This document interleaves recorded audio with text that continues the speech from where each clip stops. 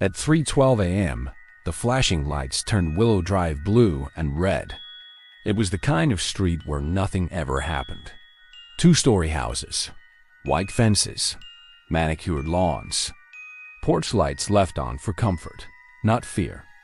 But that morning, the Wilson house was surrounded. Police tape stretched across the driveway. A patrol car idled at the curb. An ambulance waited with its engine running. Inside the house, the kitchen lights were still on. Detective Laura Hayes stepped through the front door carefully. There were no signs of forced entry, no broken windows, no shattered locks. The home looked normal, too normal. A half-filled glass of wine sat on the kitchen island. A phone lay face down beside it. A family photo hung above the hallway console. Smiling parents, 2 young children, golden retriever. Upstairs, a bedroom door creaked open. The bed was made. On the nightstand, a wedding ring rested beside a folded note. But the note was blank. No sign of struggle, no blood, no overturned furniture, just silence. Downstairs, in the living room, Daniel Wilson sat on the couch, shaking. His hands trembled as an officer wrapped a blanket around his shoulders. "My wife," he whispered. "She was here when I went to bed." His voice cracked perfectly at the end of the sentence. He looked broken, devastated, in shock. And yet, there were no tears. Detective Hayes watched him carefully. "Mr. Wilson," she said calmly, "when was the last time you saw your wife?" He swallowed. "About 10:45 p.m. She said she was going to take a bath. A bath.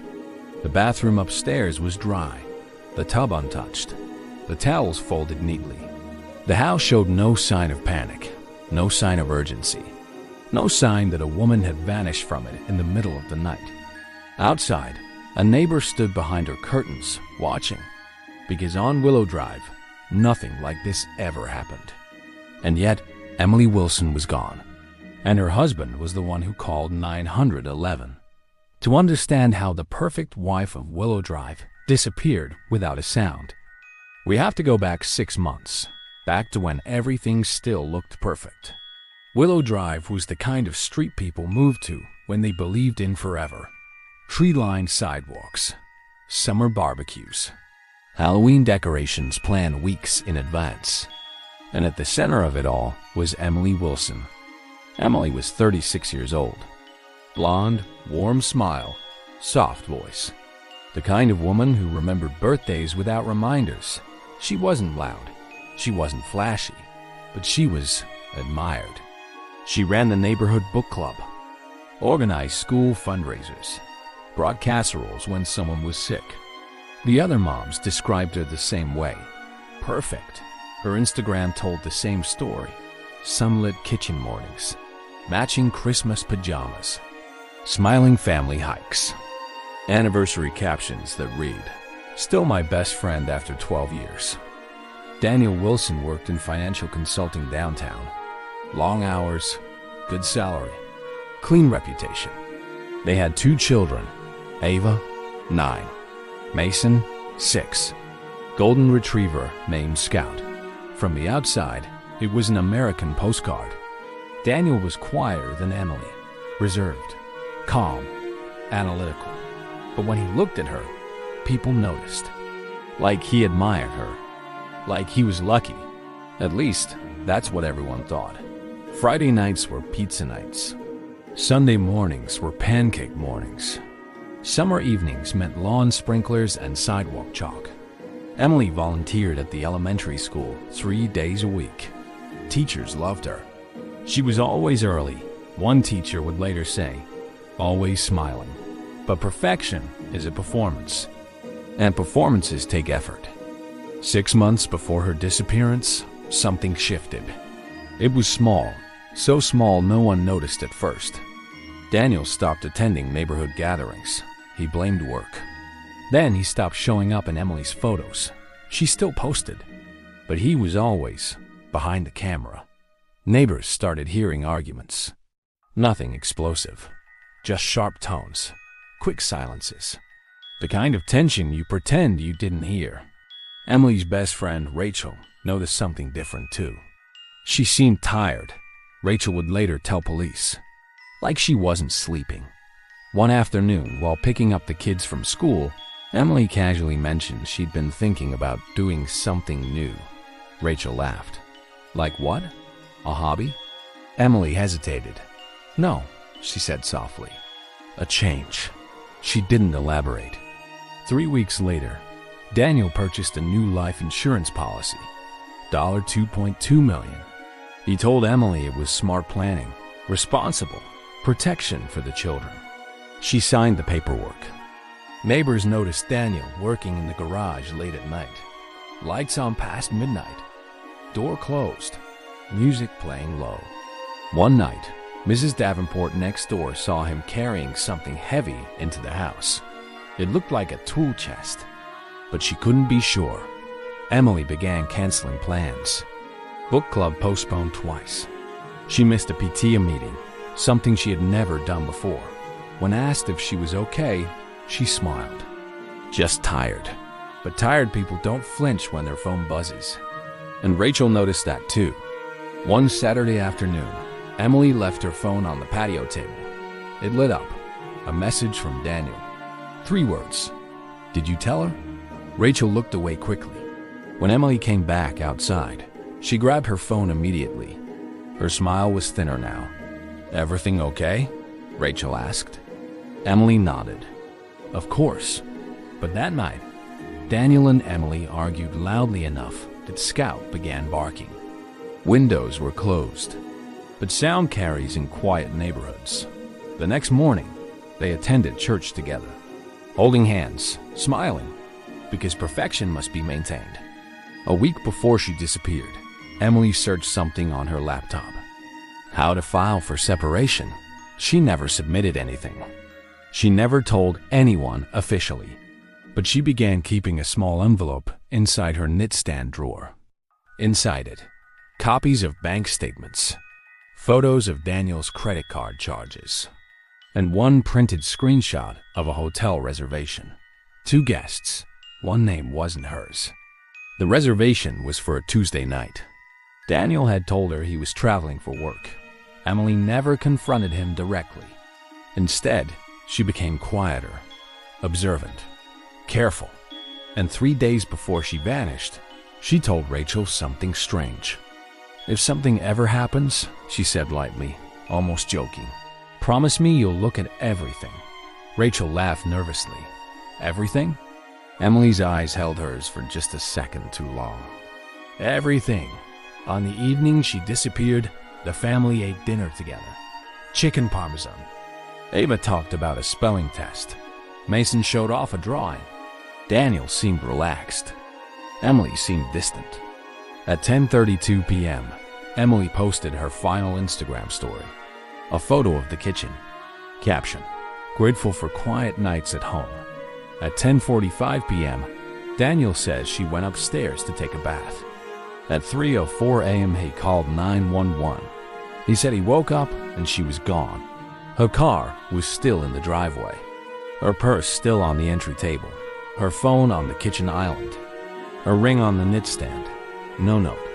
No struggle. No sound. Just gone. And the most unsettling part?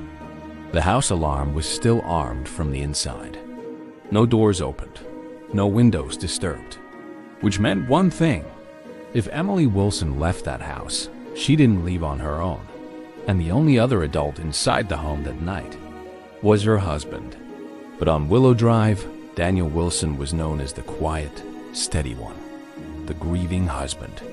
The man wrapped in a blanket at 3:12 a.m. Shaking, voice cracking, but not crying. And Detective Hayes had seen enough cases to know sometimes the performance is perfect. Until it isn't. 6 months before Emily Wilson disappeared, the house on Willow Drive was already changing, not visibly, not in a way neighbors could name, but in the way silence begins to stretch longer between two people, in the way laughter becomes polite, in the way, "Are you okay?" turns into, "I'm fine." And that was how it started. Daniel had always been careful with money, organized, structured, conservative. He tracked every expense in spreadsheets, balanced accounts down to the cent, scheduled financial reviews twice a year. Emily used to joke that she didn't need a budgeting app. She had Daniel.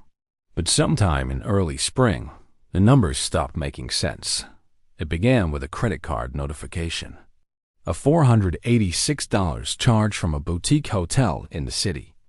Emily noticed it while reviewing the family account, something she rarely did. She assumed it was a client meeting. Except Daniel had told her he'd been in Philadelphia that week. The hotel was in their own city. She didn't confront him that night. Instead, she waited, watched. 3 weeks later, another charge. Dinner for two, $312. Same area, same date pattern. A Tuesday, Daniel's usual late meeting night. When she asked him casually how the meeting went, he answered without hesitation. Long, exhausting. He didn't know she already knew he hadn't left town. That night, Emily lay awake beside him, listening to his breathing, measuring it, as if she could detect lies through rhythm. The hotel reservations weren't the only thing. There were withdrawals, too. Cash. $600 at a time. Untraceable. Emily began printing statements quietly at the library instead of at home. She folded them into that envelope in her nightstand drawer. She wasn't building a case. Not yet. But she was building awareness. Meanwhile, Daniel became attentive. Too attentive. He started bringing home flowers randomly, offering to cook dinner, volunteering to pick up the kids. At first, Emily was relieved. Then she was unsettled, because guilt often disguises itself as generosity, and she could feel something beneath the surface, something rehearsed. One evening in late May, Emily noticed something she couldn't ignore. Daniel's phone buzzed while he was in the shower. It lit up on the kitchen counter. No name, just a number. But the preview read, "Same time next week?" Her stomach tightened. She didn't open it. She didn't need to. When Daniel came downstairs, he picked up his phone immediately. "Work," he said before she asked. She hadn't asked. The argument started after that. Not screaming, not violent. Just sharp. Controlled. Like two people fencing with information neither was fully willing to reveal. "You've been distant," Daniel said one night. "I've been tired," Emily replied. "You don't talk to me anymore. You don't answer me honestly." That was the closest she came to confronting him directly. His expression didn't change. "What does that mean?" She held his gaze. "It means I know you weren't in Philadelphia." For the first time in years, Daniel blinked slowly, measured. Then he smiled. "I had to cancel that trip last minute. Client moved it. I forgot to tell you."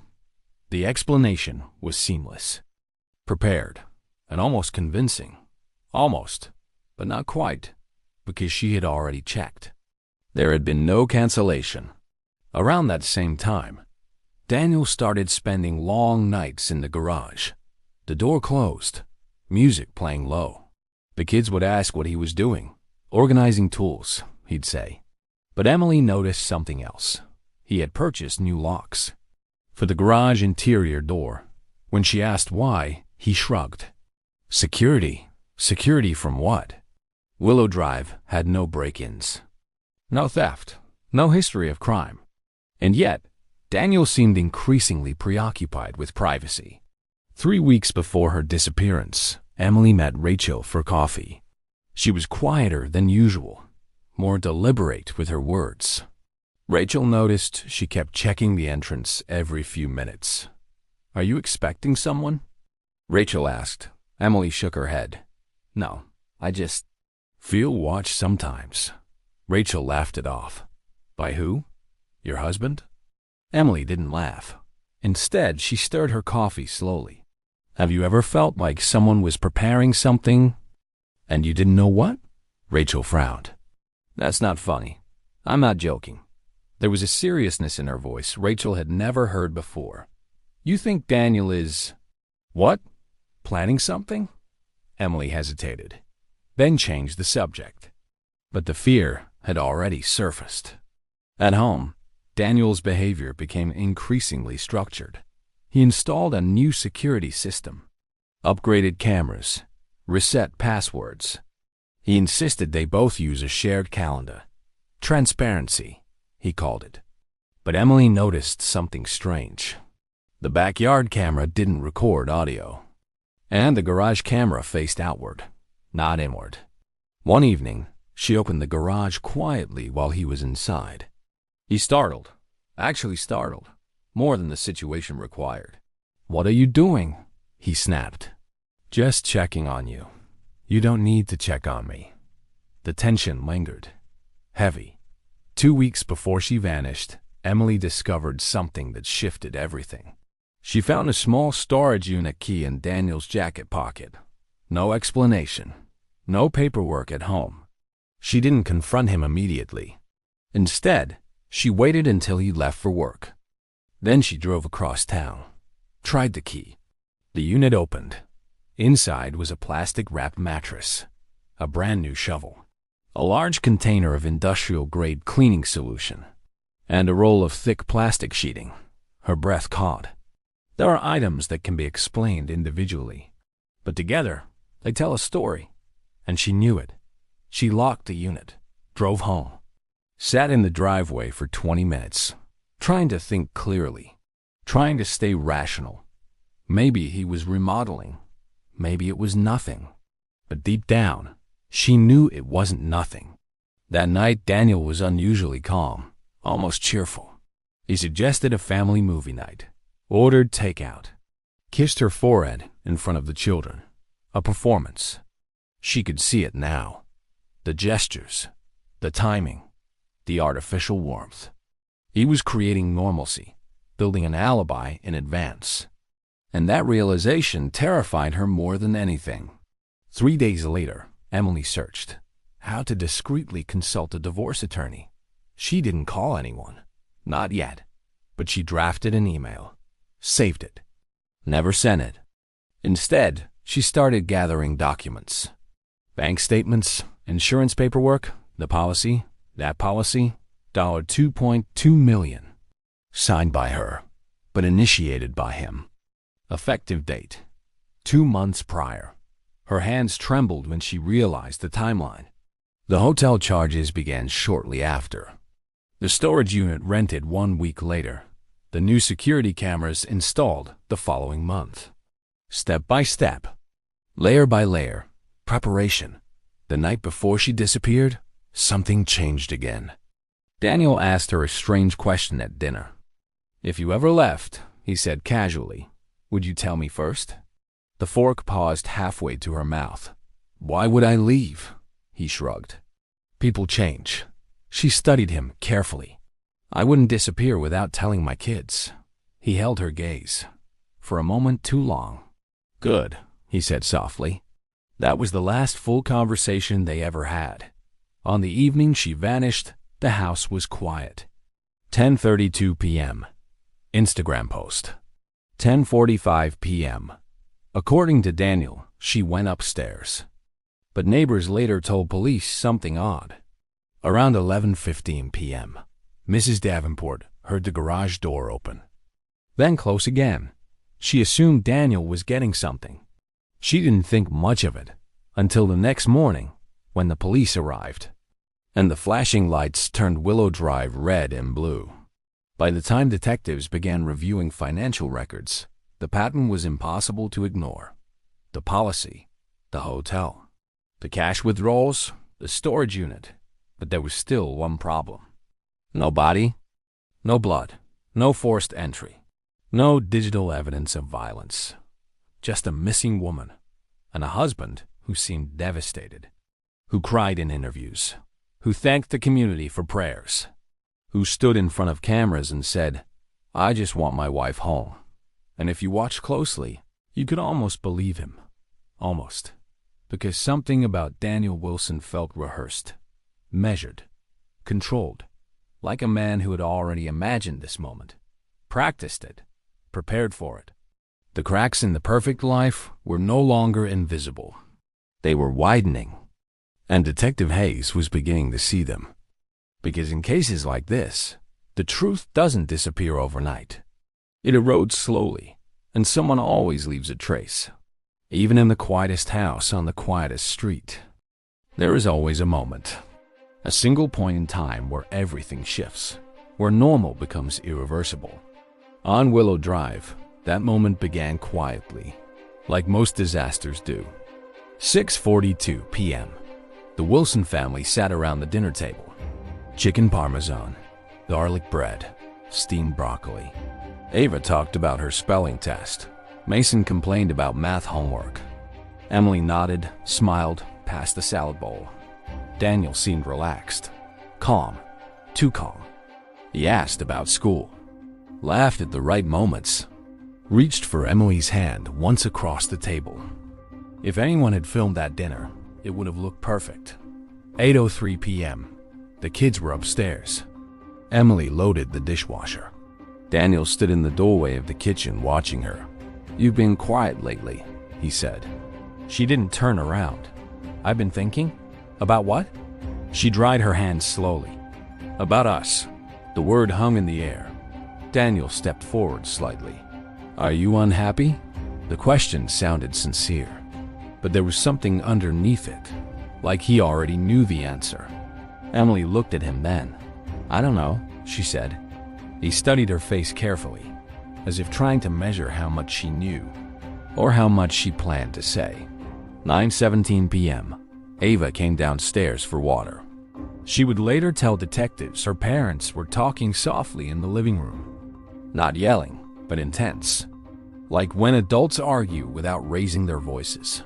She didn't hear words, only tone. She returned upstairs, closed her door, turned on white noise. 9:58 p.m. Daniel sent a text.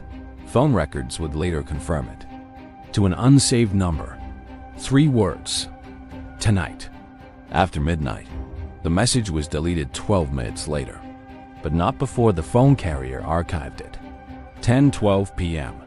Emily sat at the kitchen island scrolling through her phone. Her final Instagram story posted at 10:32 p.m. A still image of the kitchen. Soft lighting. Quiet house. Caption: "Grateful for quiet nights at home." There was something haunting about that line, because it wasn't untrue. The house was quiet. Too quiet. 10:40 p.m. Daniel says this is when they went upstairs.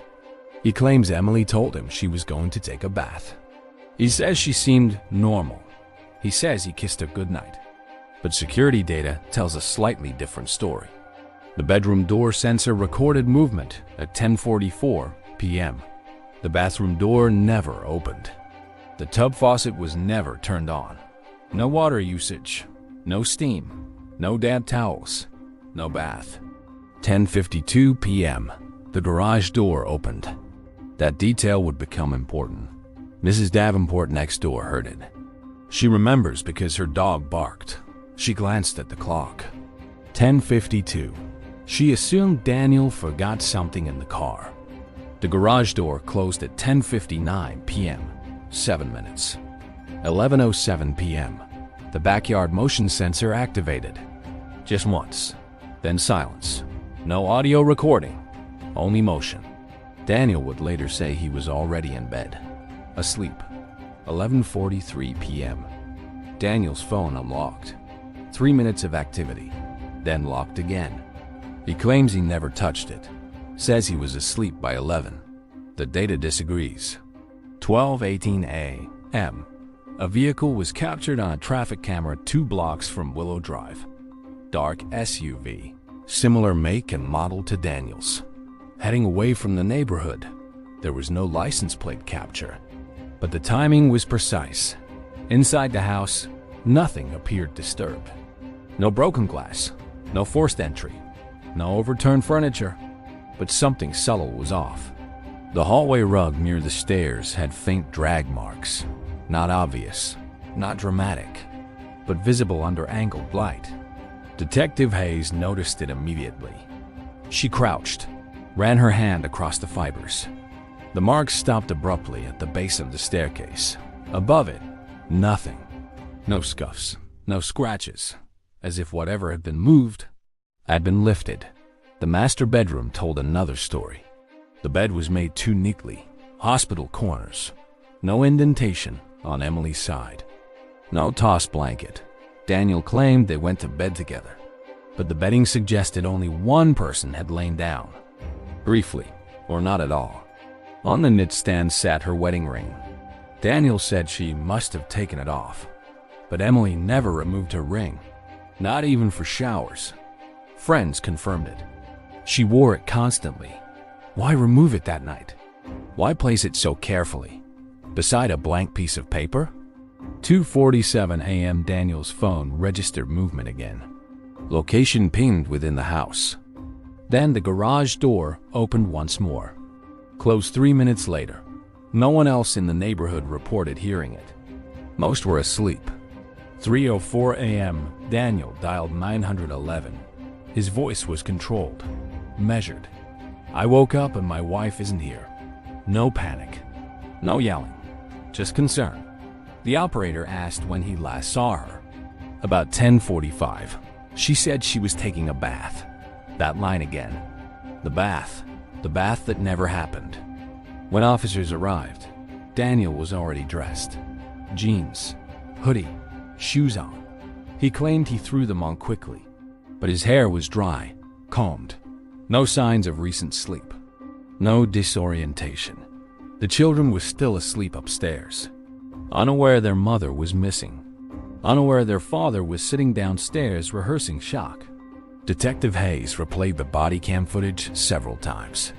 Daniel rubbed his hands together repeatedly, looked down often, spoke in complete sentences, answered questions quickly, too quickly. Grief is messy. Shock is disorganized. Daniel was neither. He was contained. By morning, the house was full of officers.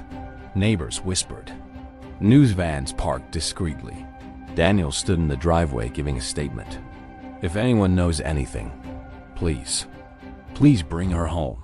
His voice cracked perfectly, but his eyes stayed dry. And when reporters left, his posture changed. Shoulders straightened, jaw tightened. The performance paused.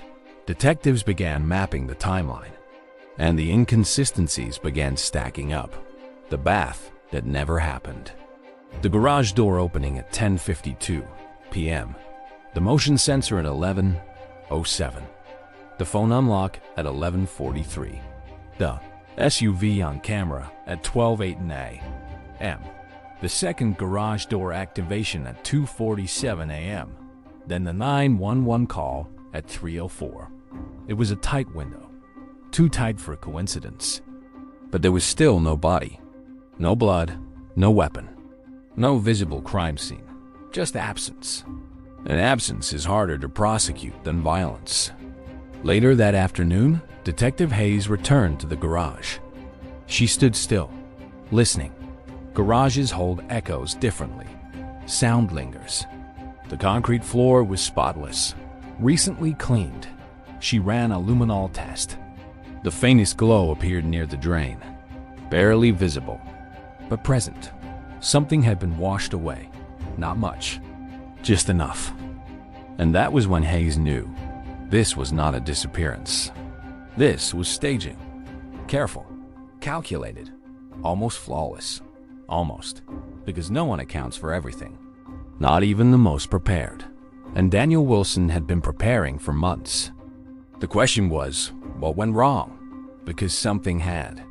There was a flaw, a misstep, a detail he hadn't controlled. And Detective Hayes was patient. She didn't need noise. She didn't need chaos. She just needed time. Because on quiet streets like Willow Drive, secrets don't stay buried forever. And somewhere between 10:45 p.m. and 3:04 a.m., the perfect life ended. And the performance began. By the second day, Willow Drive no longer felt quiet. News vans lined the street. Reporters whispered updates into microphones. Neighbors avoided eye contact. Inside the Wilson home, detectives moved slowly, methodically. Because when a crime scene is too clean, that's when you look closer. The first real break came from Emily's phone. It had been left on the kitchen island, face down, almost as if placed deliberately. Her last outgoing message was to Rachel at 9:41 p.m. "Can we talk tomorrow?" Rachel responded at 9:44 p.m. "Of course. Everything okay?" Emily never replied, but her phone didn't power down until 11:16 p.m., which meant it was active after Daniel claimed they were asleep. Detectives pulled her location data. At 10:57 p.m., her phone briefly connected to the garage Wi-Fi extender. Why would her phone be in the garage? She supposedly went upstairs to take a bath, yet the digital trail pointed somewhere else. Daniel's phone told a more complicated story. Deleted messages were recovered. The unsaved number from earlier that night. Tonight, after midnight, investigators traced the number. Registered to a prepaid phone. Purchased in cash 3 weeks earlier. Surveillance footage from the store showed Daniel buying it, wearing a baseball cap and sunglasses, but unmistakably him. That detail shifted the case, because innocent people don't usually buy burner phones before their spouse disappears. Detective Hayes obtained a warrant for the storage unit. When officers opened it, the contents were exactly as Emily had seen. Plastic-wrapped mattress, shovel, industrial cleaner, plastic sheeting. But there was more now. A faint odor. Not strong, but metallic. Forensic teams processed the scene. Under UV light, tiny specks appeared on the plastic wrapping. Blood. Human DNA pending. The mattress showed compression marks, as if something heavy had rested on it. Something shaped roughly like a body. Daniel denied knowledge of the unit. Claimed the key must have been planted, but rental records were clear. Signed electronically, using his email. Paid with a secondary checking account Emily didn't know about. That account had regular transfers from the main household funds. Small amounts, unnoticeable, until you added them up. The life insurance policy became central. $2.2 million. Signed 2 months before the disappearance. Detectives interviewed the insurance agent. Daniel had insisted on expedited processing. Asked detailed questions about payout timelines. Specifically, how soon after a confirmed death would funds be released? The agent remembered that question clearly. At the time, it seemed responsible. In hindsight, it felt rehearsed. Bank records also revealed mounting debt. Credit cards maxed. Risky investments failing. Daniel had lost nearly $480,000 in speculative trading over the previous year. Losses he never told Emily about. The perfect financial consultant had been unraveling quietly, and $2.2 million would fix everything. Then came the witness, Mrs. Davenport, 72 years old. Light sleeper. She'd already mentioned hearing the garage door at 10:52 p.m. But on her third interview, she added something new. "I saw him," she said. "Daniel?" She nodded slowly. "He was backing the SUV out around midnight." "Are you sure about the time?" "Yes, I checked the clock." "I couldn't sleep. Was anyone else in the car?" She hesitated. "I couldn't see clearly, but the back looked lower than usual. Lower, as if weighted." That detail matched the traffic camera footage. The SUV captured at 12:18 a.m., heading away from Willow Drive. Forensics returned from the luminol test. The faint glow near the garage drain was confirmed. Diluted blood. Human DNA matched Emily. It wasn't a large amount, but it was enough. Something had happened in that garage. Something cleaned up quickly, carefully, but not perfectly. Daniel's composure began to crack during his third interview. Detective Hayes leaned forward. "Your wife's blood was found in the garage." He swallowed. "She cuts herself gardening sometimes." "In the garage?" Silence. "You purchased a storage unit. You bought a prepaid phone. You increased her life insurance. I loved my wife. Then help us find her." He looked down at his hands. And for the first time, they trembled for real. Investigators traced the hotel charges. Room 417. 2 guests. CCTV footage showed Daniel entering with a woman. Not Emily. Her name was Lauren Brooks, 31, divorced, real estate agent. Lauren admitted to the affair quickly. Said it began 8 months earlier. Said Daniel told her he was trapped in a loveless marriage. She denied any knowledge of a plan, denied involvement. Her alibi for that night checked out, but she provided one crucial detail. He told me he was going to fix everything soon. What did that mean? I thought he meant divorce, but now she wasn't so sure. Police began searching wooded areas near where the traffic cameras spotted the SUV. K-9 units scanned trails. Divers checked a nearby lake. Days passed. No body. No burial site. Nothing. Which frustrated investigators, because the evidence pointed clearly toward homicide. But without a body, the case would be harder. Then, on day 6, something surfaced. Literally. A construction worker clearing brush near a drainage ravine 2 miles from Willow Drive noticed disturbed soil. Fresh, unnatural. Police were called. They dug, and beneath 2 feet of earth, wrapped in plastic sheeting, they found Emily Wilson. The medical examiner confirmed cause of death: blunt force trauma to the head. Time of death estimated between 10:45 p.m. and 11:15 p.m., which meant she never went to bed. She never took a bath. She likely never left the garage alive. The shovel from the storage unit matched soil composition. Microscopic fibers from the plastic wrapping matched the roll purchased with Daniel's credit card. And GPS data from Daniel's SUV placed him near the ravine at 12:21 a.m., exactly when the traffic camera saw the vehicle. The timeline was closing, tightening. Daniel Wilson was arrested on the front lawn of Willow Drive. Neighbors watched from behind curtains. Some cried. Some shook their heads. The children were taken to stay with relatives. Daniel did not resist. He looked stunned, but not surprised. As officers placed him in the back of the patrol car, Detective Hayes watched carefully. No tears, no outburst. Just silence, almost relief, but the investigation wasn't finished. Because something still felt incomplete. Something about the precision, the preparation, the months of planning. It suggested calculation, but also something else: fear, because men who kill for money usually act decisively. But Daniel hesitated. There were inconsistencies, small ones, details that didn't fit cleanly, and Detective Hayes couldn't ignore them, because sometimes the first story isn't the whole story, and sometimes the motive isn't what you think. In his holding cell, Daniel finally asked one question: did she suffer? Detective Hayes studied him. Why would you ask that? He didn't answer, just stared at the floor. And in that moment, for the first time, he didn't look like a grieving husband. He didn't look like a mastermind. He looked like a man who had miscalculated. But what had he miscalculated? The evidence was overwhelming. The motive was clear. The timeline aligned.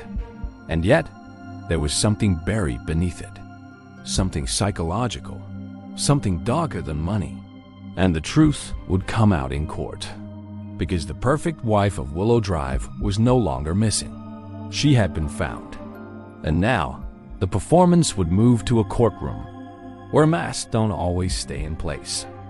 By the time October arrived, Willow Drive had stopped pretending. The casseroles had ended. The sympathy cards stopped coming. Porch lights that once burned for Emma were switched off one by one. And yet, something had shifted. Because now, the whispers weren't about where Emma Lawson was. They were about who she really was. The break came quietly. Not from a dramatic confession, not from a DNA breakthrough, but from a storage facility manager named Carl who hadn't seen the news. Detective Alvarez was following a paper trail of Emma's debit card activity from the month before she disappeared. Most of it was predictable: groceries, school supplies, a boutique in town. But one charge stood out: A monthly payment, $79. Greenridge Storage Solutions. Paid in cash the last 3 months under Emma Lawson's name. But the rental agreement had a different emergency contact listed, not Daniel. A number registered to a prepaid phone. The storage unit was on the outskirts of town, past the highway, near an industrial strip mall where nothing stayed open longer than a year. Unit 314. Daniel was brought in to observe. He looked confused, tired, irritated. Emma never mentioned the storage unit, he said, shaking his head. We have a garage. Alvarez didn't respond. She cut the lock. The door rolled up slowly. Dust floated in the sunlight. And inside, boxes, plastic bins, a folding table, a lamp, a mirror, and clothes. Lots of clothes. Not Emma's usual yoga pants and pastel cardigans. These were sleek, dark, professional. There were wigs. 2. A red bob, a shoulder-length brunette cut. There were shoes in sizes slightly different from Emma's known size. There was a small metal lockbox. And inside the lockbox, a passport. Not Emma Lawson, Elena Marquez. Same birth date, different birthplace. Texas, different photo. But the face, it was Emma, 5 years younger. Different hairstyle, different expression. The air in the storage unit felt thin. Daniel stared at the passport like it might explode. What is that? He whispered. Alvarez didn't answer immediately, because in the corner, there was a corkboard. Pinned to it were newspaper clippings, real estate listings, map printouts, and at the center, a photo of Willow Drive, their house circled in red. Emma Lawson had never existed, at least not in the way Daniel thought she did. Her birth records were legitimate, her marriage certificate real, her social security number valid. But the woman in that storage unit? The woman with wigs and alternate documents? She wasn't new to reinvention. Detectives expanded the search. 5 years before Emma and Daniel met, there had been another life, in Arizona. A woman named Elena Marquez had been married to a contractor. No children. Short marriage. Filed for divorce after 18 months. The husband claimed she was emotionally manipulative. The case file mentioned financial discrepancies. Missing funds. No charges filed. Elena moved. Then she vanished. 6 months later, Emma Lawson appeared in Colorado. Different hair color. Different last name. Different job history. No mention of Arizona. No mention of Elena. And Daniel? He had met Emma at a coffee shop during a work conference. She had been warm, curious, enthusiastic. She asked about his job, his dreams, his frustrations. She listened, really listened. And Daniel, fresh out of a failing engagement at the time, felt understood for the first time in years. They married 12 months later. There was one more detail. Emma had insisted on couples therapy from the beginning. Daniel thought it was progressive, healthy. They had seen Dr. Melissa Crane for 3 years. Alvarez interviewed her. Dr. Crane hesitated, but she talked. Emma had controlled the narrative, every session. She framed Daniel as emotionally distant, dismissive, unpredictable. Daniel rarely contradicted her. He seemed confused, often apologetic. Dr. Crane admitted something else. Emma was highly perceptive, she said. She would redirect conversations. If Daniel brought up something uncomfortable, she'd shift the focus to his behavior. Subtly. Gaslighting. A word Alvarez didn't say out loud, but one that fit. The timeline had always bothered investigators. Daniel said he fell asleep around 11 p.m. Emma was in bed. He woke up at 6:45 a.m. She was gone. No forced entry. No struggle. But now, with the storage unit discovery, the narrative shifted, because Emma's phone records showed something new. At 10:52 p.m., a call, 3 minutes, to the prepaid number listed on the storage unit. At 11:07 p.m., another call, 1 minute, At 11:15 p.m., outgoing text. Content deleted, but metadata recovered. One word, ready. Security footage from a gas station 2 miles away captured something previously dismissed. A dark SUV idling at 11:42 p.m. A woman entered from the passenger side. Long dark hair, baseball cap, oversized hoodie. She didn't look distressed. She looked calm. The SUV drove west, out of town. When Alvarez laid it out for him, Daniel didn't speak for a long time. He just stared at the table. "Are you telling me," he said slowly, "that she left? We believe she planned her disappearance. For what?" Alvarez hesitated. Money. The life insurance policy had been updated 6 months prior. Increased significantly. Beneficiary, Daniel. But secondary clause. If Daniel was implicated in her death, the policy paid to a private trust. The trust had been created 2 months before she vanished. Under the name Elena Marquez, Daniel's breath hitched. She was going to frame me. There was more. Emma had searched online. How to fake abduction. How long until spouse considered suspect. Life insurance investigations. The perfect suburban disappearance. The emotional husband. The community pressure. The police scrutiny. If enough suspicion gathered, Daniel might panic. Confess to something he didn't do. Or at least appear unstable. Insurance delay. Media frenzy. Settlement. And Elena disappears again. Reborn somewhere else. With money. With sympathy. With control. It took 2 weeks to find her. Not in Mexico. Not overseas. But 3 states away. Living under a new name. Again. This time, Claire Donovan. Short hair. Blonde. Working as a leasing consultant at an apartment complex. She had rented a furnished studio under cash deposit. No children. No husband. When officers knocked, she answered calmly. Almost relieved. "You found me faster than I thought," she said. No panic. No tears. Just calculation. She asked for a lawyer, but she didn't deny it. Not really. Emma, Elena, Claire sat in the interrogation room like she was at brunch. Composed, leg crossed over knee, hands folded neatly. Detective Alvarez placed the storage unit photos on the table. Emma glanced at them, then smiled faintly. "I was unhappy," she said. "That's not a crime. Staging your disappearance to commit insurance fraud is." She tilted her head. "Prove I staged anything. You called the prepaid number spam. You transferred money to a trust under Elena Marquez. That's my maiden name. Your maiden name is Lawson." Pause. Tiny crack. Then, "I reinvented myself once. It worked." There it was. Not remorse. Not fear. But pride.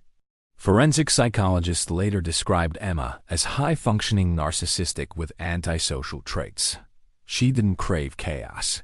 She engineered it. She didn't want love. She wanted control. The suburban life? It was not about family. It was about optics. A husband with a stable job. 2 children. A neat house. Little club. Bake sales. She curated perfection because perfection made people trust her. And trust made manipulation easy. But perfection bored her. Once the narrative felt stagnant, she needed a new story. The missing mom, the grieving husband, the media sympathy, the dramatic reinvention. Each identity gave her a rush, a fresh stage, a new audience. Daniel wasn't chosen randomly. He was selected.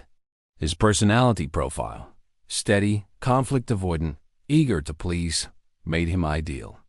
She mirrored him, reflected his interests, echoed his values, built herself into his dream.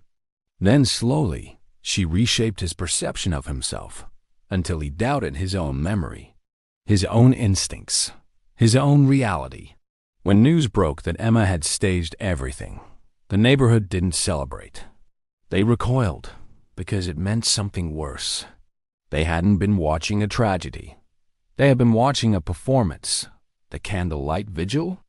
Part of her design. The tearful interviews amplified the narrative. Even the media attention fed her. Willow Drive became quieter than before. Neighbors avoided eye contact with Daniel, not because they suspected him anymore, but because guilt lingered. They had whispered about him, speculated, questioned his tears. He stayed, for the kids, for stability. But the house felt different, like a stage after the audience leaves. In court, Emma showed little emotion. She pleaded not guilty. Her defense argued mental health issues, dissociation, identity fragmentation. But the evidence was meticulous, planned, calculated, intentional. Daniel attended every hearing, not to see her punished, but to understand. During victim impact statements, he stood slowly. He didn't look at her. "I loved you," he said simply. "You studied me. You memorized my fears. You built yourself into my safe place." He swallowed. "And then you made me question whether I was capable of hurting you." The courtroom was silent. I don't know which version of you was real. Emma's expression didn't change. That might have hurt most of all. She was convicted of insurance fraud, identity theft, obstruction, and filing false reports. The sentence wasn't life, but it was long enough. Years. Multiple. And when she was led away, she didn't look back. But here's what still unsettles investigators. The prepaid number she called that night? The owner was never identified. The SUV? Never found. The trust fund? Contained less money than expected. Some funds were transferred elsewhere before her arrest. To an offshore account, under yet another name. Meaning, she may not have been acting alone. Or she had another layer prepared. Another exit. Another identity. Another story waiting. And that possibility lingers like a shadow over Willow Drive. Because if Emma Lawson could reinvent herself twice, what stops her from doing it again? The public believes this story ended with handcuffs, with a courtroom, with a sentence. But the real story, the most disturbing part, isn't about insurance fraud, or fake passports, or staged disappearances. It's about how easy it was, how no one saw it, how perfection can be manufactured, how love can be engineered, and how sometimes the most dangerous people aren't the ones who explode. They're the ones who quietly rewrite reality. We uncover the final layer. Because Emma Lawson didn't just fake a disappearance. She designed an experiment. And everyone on Willow Drive was part of it. You want to believe this story is about a crime. Insurance fraud, identity theft, a staged disappearance. But that's the surface. The real story of Willow Drive is about something quieter, something more dangerous, control. Because Emma Lawson didn't just vanish. She orchestrated a social experiment. And the scariest part, it worked. Months after the sentencing, Detective Alvarez did something unusual. She requested access to Emma's prison correspondence. Not because she expected a confession, but because something still didn't sit right. Emma had never panicked, never scrambled, never lost composure. Even when confronted with the storage unit. Even when the gas station footage surfaced. Even when the second identity was exposed. It was as if she had already rehearsed every outcome. And in a way, she had.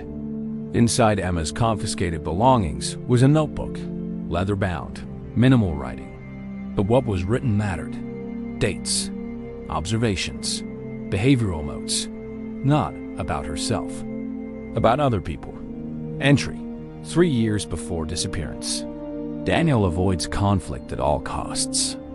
If confronted directly, he internalizes blame. This will be useful later. Entry, 2 years before. Neighborhood responds strongly to emotional displays. Crying increases sympathy immediately. Public perception easily shaped by vulnerability. Entry, 8 months before. Media narratives form within first 48 hours. Husband automatically scrutinized.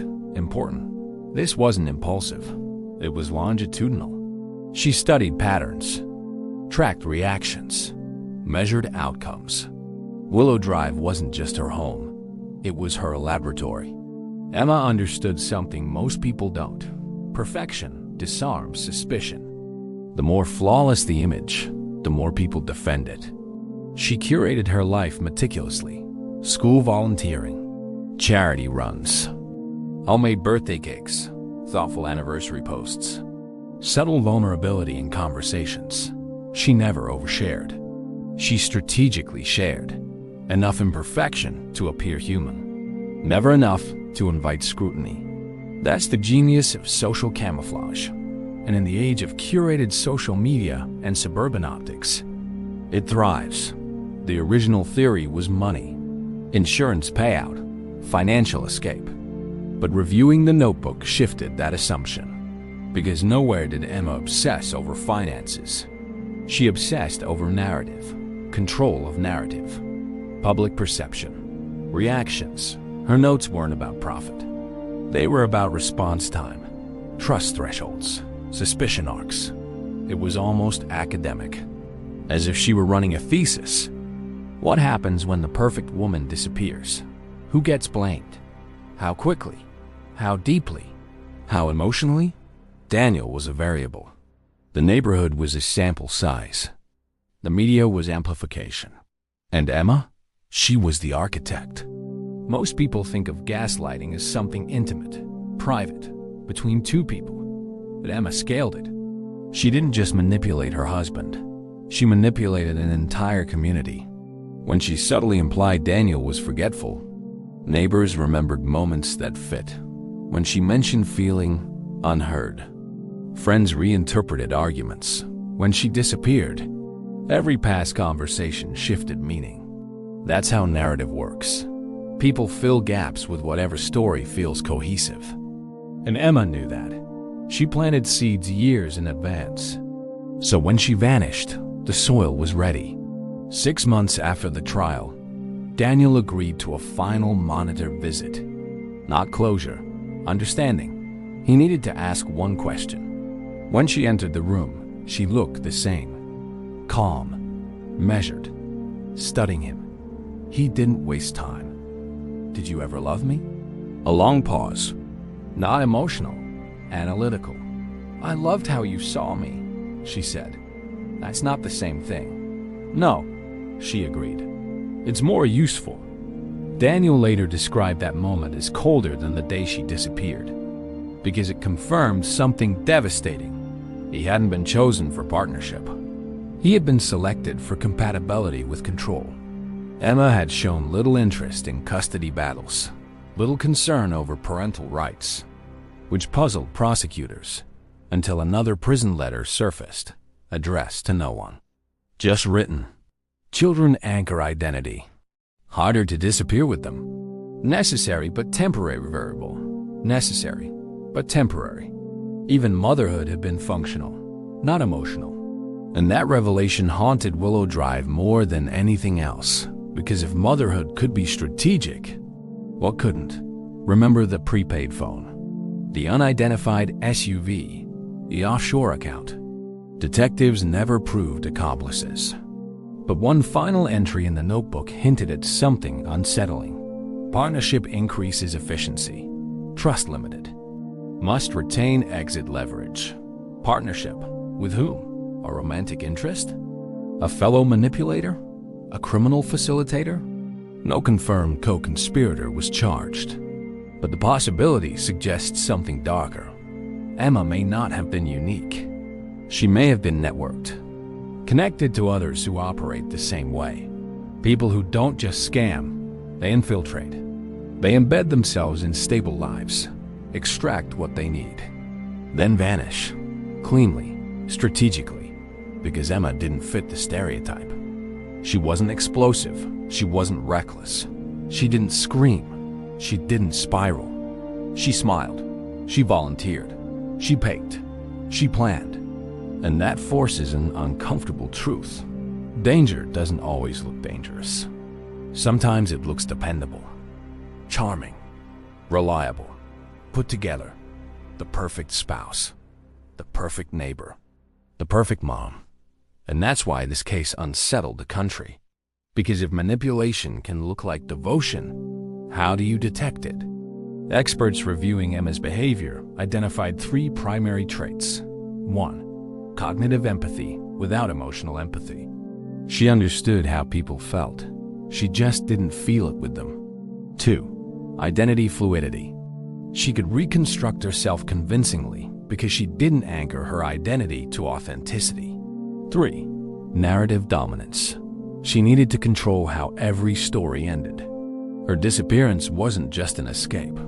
It was a climax, a grand finale to a carefully plotted arc. But she underestimated one thing: digital residue. In older decades, she might have succeeded completely. But data remembers. Metadata remembers. Patterns remember. And that's what caught her. The Lawson house eventually sold. New family, fresh paint, different mailbox. But longtime residents still hesitate when discussing it because trust fractured. Neighbors became more guarded, more observant, less eager to idealize. And Daniel? He left corporate work, moved closer to extended family, focused on rebuilding something real. He once said in an interview, "I'm learning the difference between love and performance." That sentence alone reshapes everything. So here's the question I want to leave you with. If Emma had never been caught, would anyone have questioned the story? Would Daniel have been charged? Would the neighborhood have fully believed she was a victim? Would you? Because that's the terrifying brilliance of it. The perfect crime isn't about violence. It's about narrative control. And in a world where social media curates perfection daily, how many perfect lives are actually performances? How many relationships are built on reflection rather than authenticity? How often do we trust optics over instinct? Emma Lawson didn't just fake her disappearance. She weaponized perception. She studied human behavior. She exploited empathy. She engineered doubt.